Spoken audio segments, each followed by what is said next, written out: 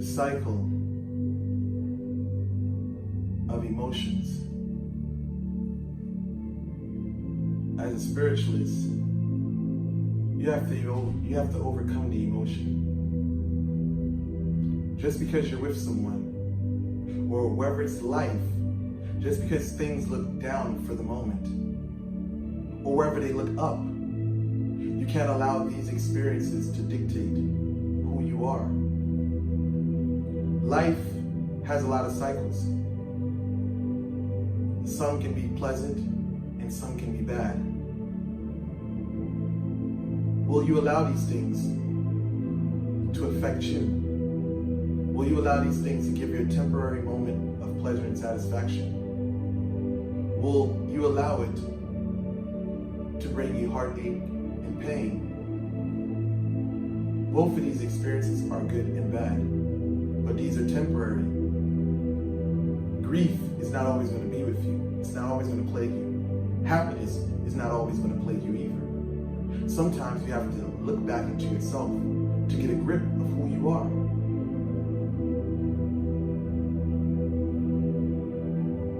When you identify with who you are, you will realize that you are observing everything happening.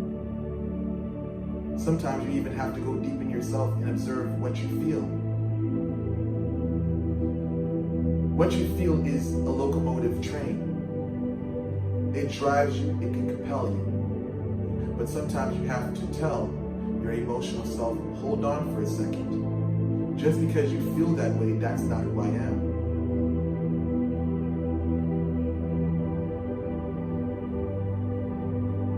Things are short-lived, and you can't live for those moments of pleasure. For those short moments of pleasure, you have to understand that they're temporary. If you're doing work to attract a lover, you have to understand that people are not elevated.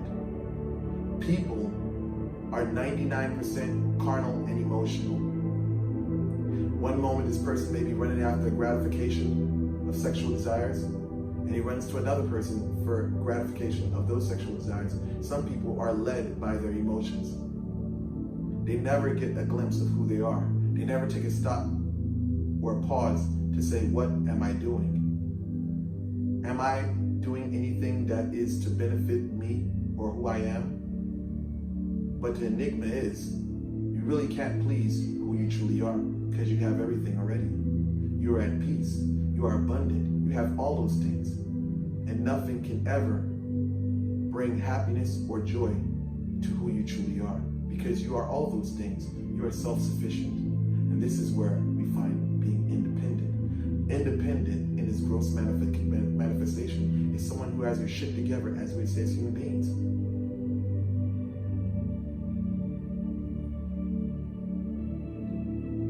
Who you truly are is not what you feel. Who you truly are is a person that is observing. You choose to experience the good or the bad. For those who are on a carnal level, if you want to identify or you want to experience joy in your life, you have to put yourself in a place to experience those things. Some people are always happy. They're always happy because they chose the life or the path of life to give them what they want. You're not going to get anything in this world without going after it. Nothing's going to come to you. You have to go after it. What do you want in life? Do you want grief or pain? Then do those things that's going to bring grief and pain. If you want joy in your life, do those things that's going to bring joy and happiness into your life. You are responsible. You are 100% responsible for everything you receive in life. You are 100% responsible for your predicament. When you identify with who you are, you'll realize that all circumstances of life that come, fall before your feet, are a reaction of what you drew into your life. Take responsibility for your life.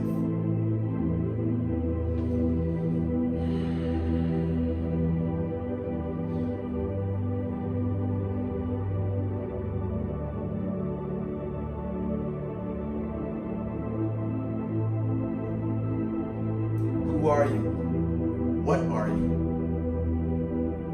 There's a lot of things which I just mentioned just now about what you want in life. Now, you come to realization and you ponder. You'll realize that those things which you desire, you cannot ultimately be happy, truly in essence. Because those things, you can't even experience them. When you identify with your true self, you realize I cannot have any experiences. Because these things which I see these things that I see in front of me are nothing more than illusion. Only reality is me. The only reality which exists is you. You and I are the same. We are what cannot be perceived. We are what cannot be calculated. We are what cannot be estimated. We are an enigma. And in this enigma, in a higher level of understanding, you'll realize that there is no we, there is no I, there is just is. And even the is just a gross manifestation of something that cannot be explained.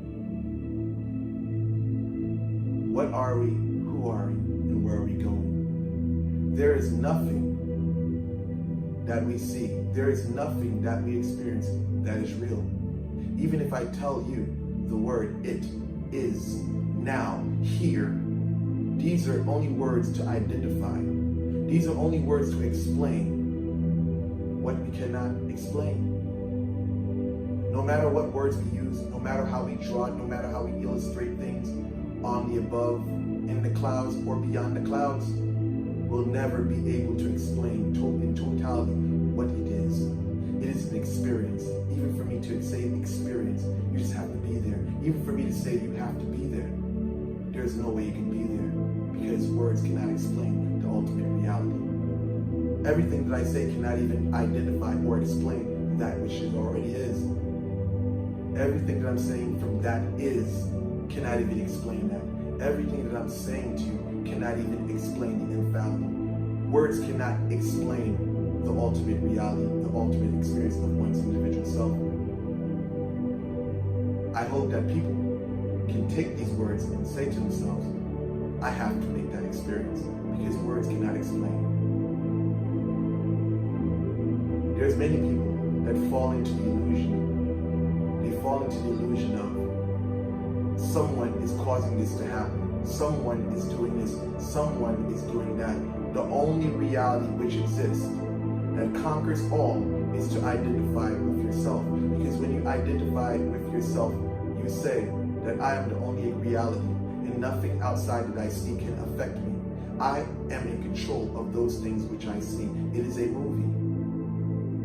You choose what scene you want to see. So when someone says, if you don't believe in work or hexes, curses, love spells, it won't affect the individual. Now, the ignorant person is going to watch this video and say, wow, then if the person doesn't believe it doesn't work. No, I'm not saying that. What I'm saying is on a higher level of awareness. When you transcend the physical body, the physical world, you realize in the world of non-existence, the only thing that exists is the thoughts, the ideas, which you can actually see, which you observe. And you choose whether you're going to look at this image here, or this idea, or this concept. You choose if you're going to experience it or not. Take responsibility of the life that you have. Nothing can disturb it. Nothing can change it unless you allow it to.